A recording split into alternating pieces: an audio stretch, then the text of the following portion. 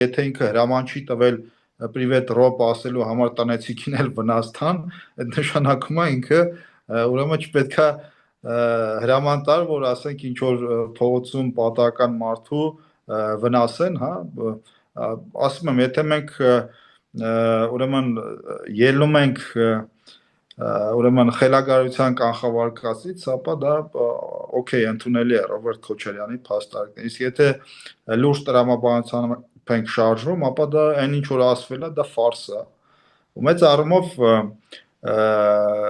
մենք ապրել ենք Ռոբերտ Քոչարյանի կառավարման տարիներին, դրանք տարիներ էր, երբ որ ամեն ինչ տոտալ վերահսկողության ներքո էր, եւ այսպիսի նման հարցազրույցների համար հարցազրույցը հրապարակվելու պահից մենք կարող ենք հայտնվել կոնկրետ վայրերում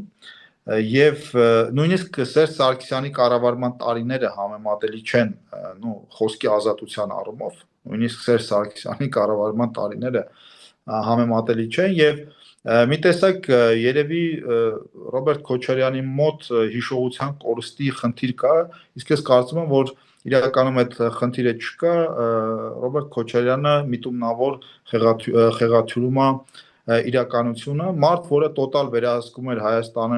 Հայաստանում ամեն ինչ, այսօր կարող է կանգնել ասել, որ ինքը տեղյակ չէր, ինքը խաբար չէր, ինքը չգիտեր եւ նման պատճառաբանություններ։